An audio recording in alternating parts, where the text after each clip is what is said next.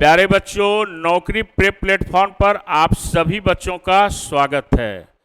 हम आपको लगातार क्वेश्चंस को बताते हुए आ रहे हैं जो आपके एग्जामिनेशन के लिए इम्पोर्टेंट भी है, और जो क्वेश्चन आपको बताया जा रहा है वो निश्चित तौर पर आपके एग्जामिनेशन में आने वाले प्रश्नों में सबसे इम्पोर्टेंट क्वेश्चन है।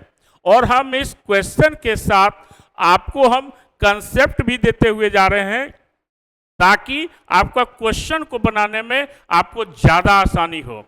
और ट्रिक के साथ साथ अगर कॉन्सेप्ट अगर है तो आपका पूरा का पूरा कंसेप्ट आपका क्लियर भी होते जाएगा और क्वेश्चन भी आसानी से बनते हुए चला जाएगा। तो इसी को ध्यान में रखते हुए आज फिर कुछ नए क्वेश्चन के साथ आपके सामने प्रस्तुत हो रहे हैं। और नौकरी प्रेप प्लेटफॉर्म पर आप लगातार इसको फॉलो करते रहें तो हर क्लास में, हर वीडियो में आपको एक नया चीज देखने को मिलेगा जो आपके एग्जामिनेशन के लिए इम्पोर्टेंट होगा।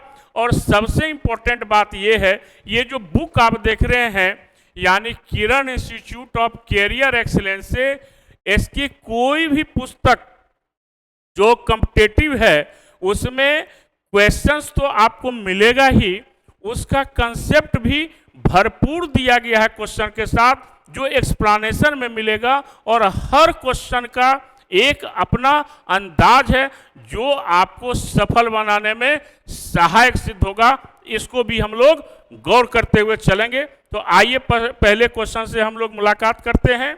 तो पहला ही क्वेश्चन हमारा जो है वो सैलोजिज्म का है, और ये एक ऐसा क्वेश्चन है जो हर एग्जामिनेशन में आपको 1 से 2 क्वेश्चन पूछा जाएगा। तो कैसे आसानी से क्वेश्चन को सॉल्व करेंगे इसी को सीखना है, और लॉजिकल मेथड के द्वारा बनाएंगे तो और भी हमारे लिए क्वेश्चन क्या हो जाएगा, आसान हो जाएगा। जो अप्रोच हम आपको बता रहे हैं, तो यहाँ 2 आपका स्टेटमेंट है और आपका 4 जो है आपका वह कंक्लूजन है। ये आपका क्या है, 4 कंक्लूजन है और 2 आपका क्या है, स्टेटमेंट है। तो 2 स्टेटमेंट के 4 कंक्लूजन, कैसे क्वेश्चन को बिना कलम चलाए क्वेश्चन को सॉल्व करेंगे इसी ट्रिक को हम लोग देखते हैं। तो यहां पर देख रहे हैं कि ऑल बसेज आर ट्रेन्स और सम ट्रेन्स आर बाइक्स। तो सबसे पहले ये समझें कि A+I बराबर नो कंक्लूजन, इसका कोई भी निष्कर्ष नहीं आता है अगर ऊपर में ऑल हो और नीचे में आपका सम हो। तो केवल कन्वर्सन और डेरिवेशन करेंगे दोनों स्टेटमेंट का अलग अलग, और कन्वर्सन और डेरिवेशन भी जो आपका है वह आपका कंक्लूजन का ही एक प्रारूप है। अब यहाँ पर सैलोजिज्म का जो रूल है वो ये है कि पहले स्टेटमेंट का प्रेडिकेट जो होना चाहिए वह दूसरे स्टेटमेंट का सब्जेक्ट होना चाहिए। ये अगर आपको है तभी वो सैलोजिज्म हो सकता है। तो यहाँ पर आपको पहले स्टेटमेंट का प्रेडिकेट है और दूसरे स्टेटमेंट का सब्जेक्ट है, और ये आपका A+I का कोई कंक्लूजन नहीं आता है। तो केवल क्या करेंगे, कन्वर्सन और डेरिवेशन। तो यहाँ पर क्या हो जाएगा, some trains are buses, some trains are buses, यानी चौथा कंक्लूजन आपका आ गया। सम ट्रेन्स आर बसेस आपका है, और डेरिवेशन क्या होगा, some buses are trains, some buses are trains इसमें नहीं है। और एक चीज याद रखना है, कन्वर्सन क्या होता है कि प्रेडिकेट सब्जेक्ट के जगह पर चला जाता है और सब्जेक्ट प्रेडिकेट के जगह पर चला जाता है, और ऑल जो है वह चेंज किस में हो जाता है, सम में चेंज हो जाता है। इसीलिए क्या हो गया, सम ट्रेन्स आर बसेस जो चौथा आपका है। और डेरिवेशन में क्या होता है, सब्जेक्ट और प्रेडिकेट अपने ही स्थान पर रहता है, केवल ऑल जो है वह किस में चेंज कर जाता है, सम में। तो सम बसेस आर ट्रेन्स जो ऑप्शन में आपका सम ट्रेन्स आर बसेस ये आपका है, सम ट्रेन्स आर बसेस आ गया, लेकिन सम बसेस आर ट्रेन्स नहीं है, तो केवल आपका 4th हुआ। अब दूसरे स्टेटमेंट को देखते हैं कि सम बाइक्स आर ट्रेन्स, तो सम बाइक्स आर ट्रेन्स, यानी तीसरा भी आ जाएगा कि सम बाइक्स आर ट्रेन्स, यानी दूसरे स्टेटमेंट का भी क्या है, कन्वर्सन है और ऑल का केवल कन्वर्सन होता है, डेरिवेशन नहीं होता है। इसको भी ध्यान में रखेंगे हम लोग। तो क्या हो गया, some trains are buses, some trains are buses, ये आ गया, चौथा नंबर आ गया। और सम बाइक्स आर ट्रेन्स, ये भी आ गया तीसरा भी। और ये दोनों आपका नहीं होगा, तो आंसर क्या हो जाएगा, थर्ड और फोर्थ, यानी ऑप्शन नंबर सी हो जाएगा। तो आसानी से क्वेश्चन को सॉल्व कर सकते हैं, बशर्ते कि हमारा कंसेप्ट क्या होना चाहिए, वह क्लियर होना चाहिए। ठीक है, आगे अगले क्वेश्चन को हम लोग देखते हैं। अब यह क्वेश्चन जो है आपका, ये आपको क्वेश्चन कैलेंडर से रिलेटेड है। और कैलेंडर में हमेशा ध्यान में रखेंगे कि जहां से जहां तक का दिन है उसको हम लोग याद रखेंगे। जहां से जहां आपका क्या होगा कि दिन रहेगा, उतना दिन हमको याद रखना है। तो यहां पर 12 अगस्त 2011 को शुक्रवार था, तो 21 दिसंबर 2011 को कौन सा दिन था। तो सबसे पहले देखना है कि अगस्त में आपका कितना दिन रह गया। तो 31 में, अगर 31 का महीना है तो 31 में 12 को घटा देंगे तो कितना दिन बचेगा, 19 दिन। यानी आपका सबसे पहले हम 19 दिन लेंगे हम। आपको अगस्त में कितना दिन बच गया, 19 दिन बच गया। फिर आपको लेना है, चूंकि 21 दिसंबर तक है, फिर आपका सितंबर आपका कितने दिन का होता है, 30 दिन। तो 30 दिन हम सितंबर में ले लिए हम। फिर आपका क्या हो गया, अक्टूबर आपका 31 दिन का होता है, ये हो गया, अक्टूबर हो गया। फिर आपका नवंबर 30 दिन का है, ये नवंबर हो गया। और दिसंबर में कितना दिन है आपका, 21 दिन है, 21 दिसंबर। तो यहां पर आपका 21 जो हो गया, यह क्या हो गया, दिसंबर हो गया आपका। और सब दिन को हम क्या करेंगे, हम जोड़ देंगे हम, है ना। यानी 12 अगस्त 2011 से 21 दिसंबर तक के दिन को अगर हम जोड़ देंगे 2011 का, तो हमारा कितना दिन हो जाता है, आपको 131 दिन हो जाएगा, है ना। यानी 131 दिन। और आपको पता है कि सप्ताह में 7 दिन होता है, तो आपको 131 को 7 से हम डिवाइड कर देंगे हम, तो आपका शेष कितना बच जाएगा, 7, 6 हो गया। और 6 61, 7 8 56, 5 61, यानी 5 दिन आपका शेष रहेगा। कितना दिन रहेगा, 5 दिन शेष रहेगा। तो आपको पता है कि ये आपका शुक्रवार है, तो शुक्रवार में हम क्या करेंगे कि 5 दिन को, यानी फ्राइडे को जो है, हम 5 दिन इसमें जोड़ अगर देते हैं, तो आपका शनिचर इतवार 2 दिन और सोमवार मंगल बुध आपका 3 दिन। यानी आपका जो आंसर आएगा वो बुधवार आएगा, यानी वेडनेसडे आंसर आएगा। और यही आंसर हमारा क्या होगा, सही होगा। बात आई प्यारे बच्चों। तो कंसेप्ट इसका क्या है, कैसे इस क्वेश्चन को सॉल्व करेंगे, फिर से एक बार समझें।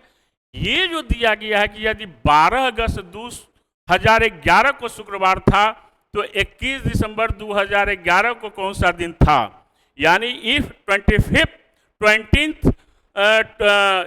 12th August 2011 was Friday, then what day was 21st December 2011।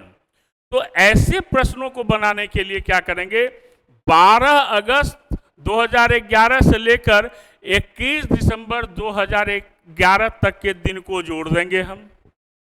तो अगस्त में 19 दिन शेष रह गया, सितंबर का 30 दिन का महीना होता है, अक्टूबर 31 दिन का होता है, नवंबर फिर 30 दिन का, और दिसंबर चूंकि 21 दिसंबर है, सबको हम जोड़ देंगे, 131 आ गया।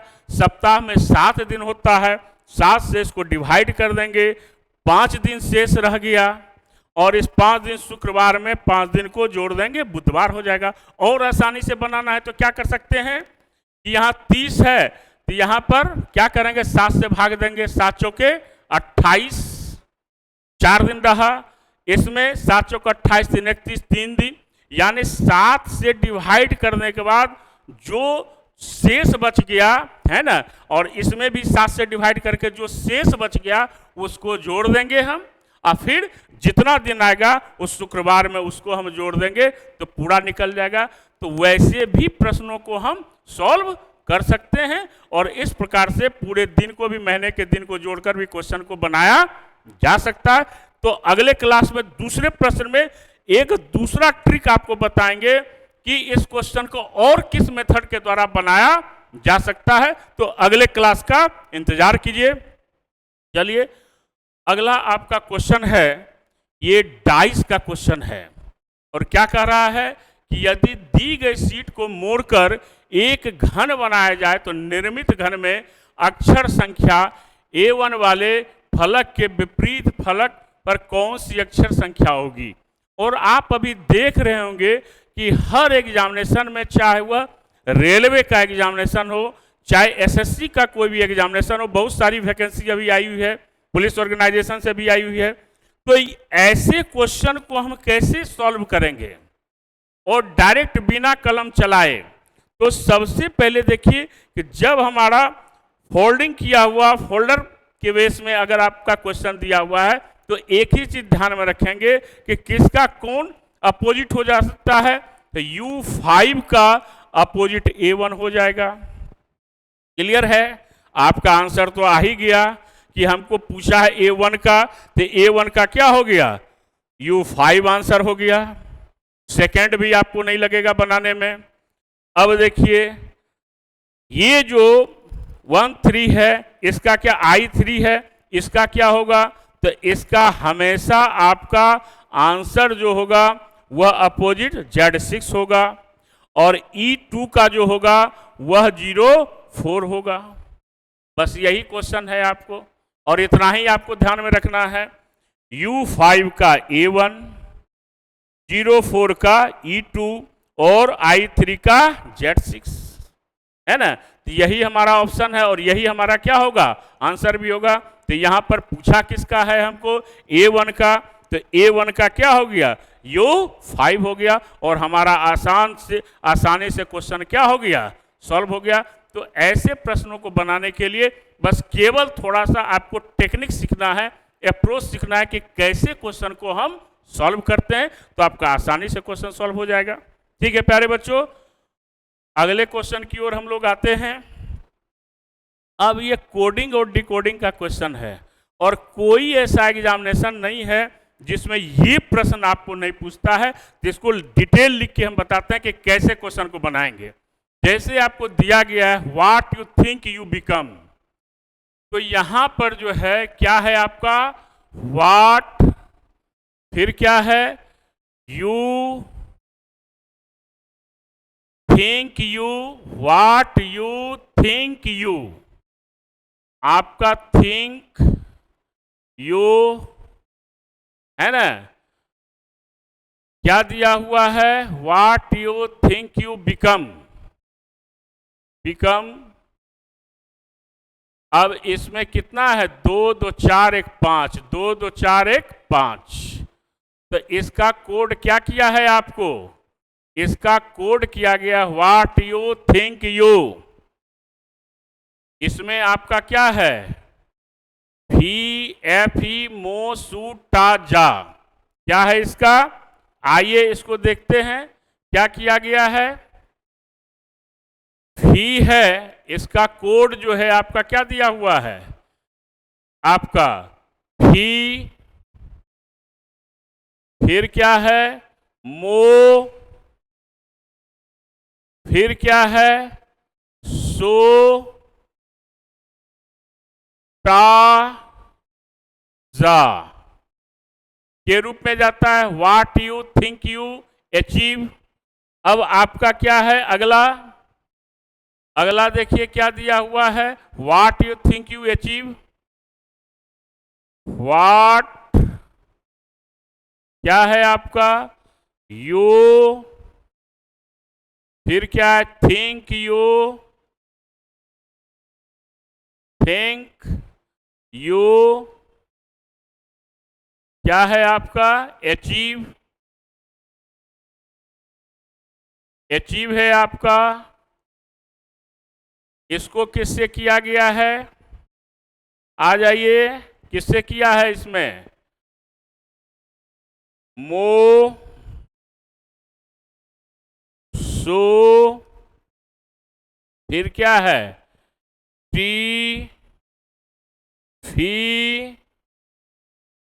और जा, क्या है तो कह रहा है अचीव को किस प्रकार लिखा जाएगा, तो हमको कोड किसका पूछ रहा है, अचीव का पूछ रहा है,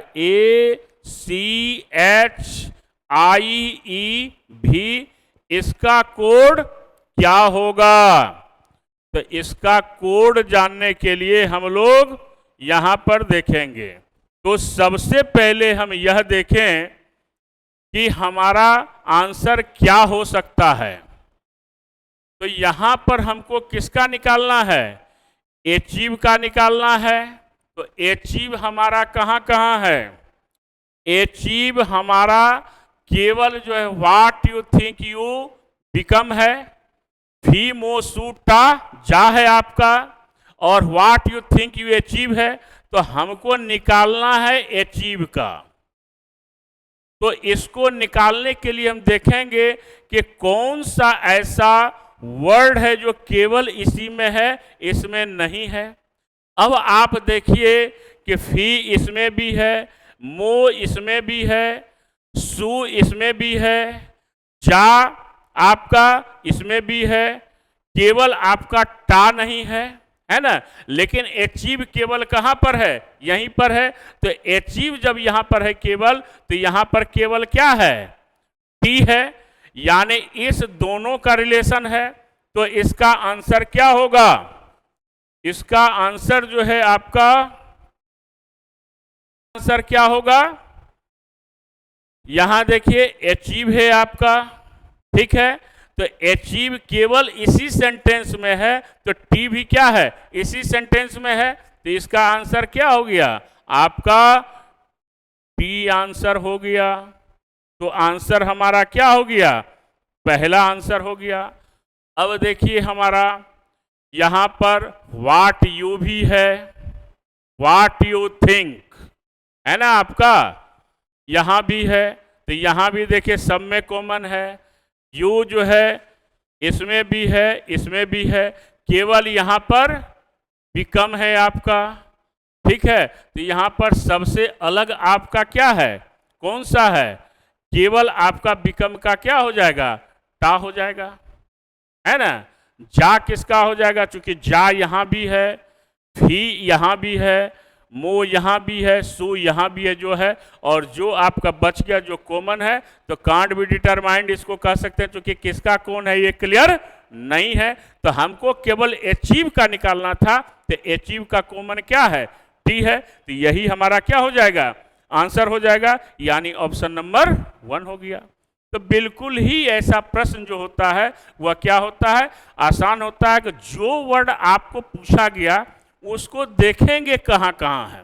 तो अचीव केवल यही था, तो टी भी केवल आपका यही था, बिकम केवल यही था, तो उसका कोड टा यहां था। अब बाकी जितना भी वर्ड है सब आपका क्या है, दोनों सेंटेंस में कॉमन है, तो आप कह नहीं सकते हैं किसका कौन कोड होगा। तो इसी चीज को हम लोग को ध्यान में रखकर क्वेश्चन को क्या करना होगा, सॉल्व करना होगा। अब चलें हम लोग अगले क्वेश्चन की ओर। अब ये क्वेश्चन आपका मैथमेटिकल अप्रोच का है, तो ये क्वेश्चन कैसे बनेगा, तो इस क्वेश्चन को आसानी से हम ऑप्शन के द्वारा बना सकते हैं, या हमको देखना है कि सब में लास्ट बराबर, यानी ये जो कैलकुलेट करेंगे तो हमारा 7 के इक्वल होना चाहिए। किसके इक्वल होना चाहिए, 7 के इक्वल होना चाहिए। तो यहां पर अगर करते हैं 7 5 12 में आपका क्या हो गया, 4 2 से अगर हम पहला को लेते हैं तो 2 से डिवाइड करेंगे 2 होगा, तो 7 5 12 में 2 माइनस हुआ 10, 10 में 3 माइनस हुआ 7, और 7 इक्वल है, यानी पहला ऑप्शन आपका हो सकता है। तो चेक कर लें हम लोग, 7 हो गया और प्लस है आपका, तो 7 5 12 हो गया। डिवीजन है आपका 5 7 हो गया प्लस 5 हो गया। फिर 5 के बाद आपका क्या हो गया, यहां पर आपका क्या हो गया, प्लस हो गया। यहां पर आपका -4 हो गया। फिर माइनस के बाद आपका भागा है 2 हो गया। फिर आपका क्या हो गया, -3 हो गया। अब बराबर कितना हो गया, जो 7 दिया गया है। तो यहां पर इसको अगर हम डिवाइड करेंगे हम, तो ये कितना हो जाएगा 7। तो 7 प्लस 5 -2 -3/7 हो गया। 7 5 12, 12 में 2 10, 10 में 3 माइनस हुआ 7। यानी आपका आंसर क्या हो गया कि 7 के बराबर 7 आ गया। यानी हमारा ऑप्शन ए क्या हो गया, बिल्कुल सही हो गया। तो ऐसे प्रश्नों को बनाने के लिए हम लोग विकल्प पर ध्यान देंगे, और जो ऑप्शन यानी विकल्प दिया गया है, एक कैलकुलेशन अगर आपका फास्ट है तो कैलकुलेशन यहीं पर हम कर देंगे ऑप्शन के द्वारा।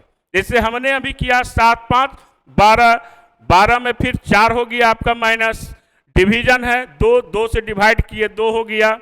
2 7 5 12 में 2 माइनस हुआ 10, 10 में 3 माइनस हुआ 7, और 7 इक्वल है 7 के। यानी ऑप्शन नंबर ए हमारा कंफर्म है। तो ये अगर हम अप्रोच को लेकर चलेंगे तो हमारा क्वेश्चन बिल्कुल ही क्या हो जाएगा, आसान हो जाएगा। और ऐसे ही ऐसे प्रश्नों को बनाएंगे, और एक मैथमेटिकल ऑपरेशन से आपको क्वेश्चन निश्चित तौर पर दिया जाएगा। इसको भी हम लोग याद रखेंगे हम, ठीक है। तो अब आपका ये लास्ट क्वेश्चन, फिर अगले क्लास में एक नए क्वेश्चन के साथ आपसे मुलाकात होगी। और आज का स्लोगन नौकरी प्रेप प्लेटफॉर्म का यही है, ज्ञान तो एक ऐसी पूंजी है जो जितना खर्च करो उतनी ही बढ़ती है। एक शिक्षक क्या करते हैं, उनके पास जितना कुछ अपना होता है, वो चाहते हैं कि हम अपने सर्वस्व जो है अपने छात्रों के बीच हम उसको दे दें, ताकि छात्र को शिक्षक से भी, हम लोगों से भी ज़्यादा ज्ञान प्राप्त हो।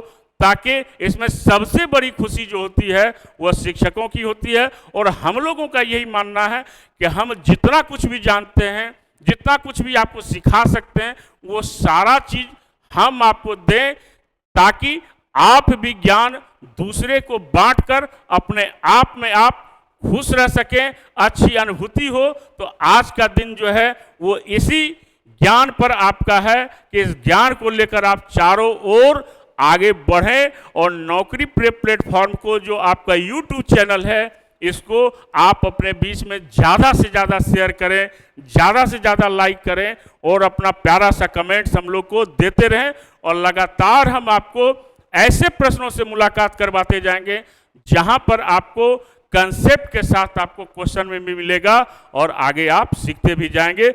इन्हीं शब्दों के साथ फिर अगले क्लास में आपसे मुलाकात होगी। थैंक यू, धन्यवाद।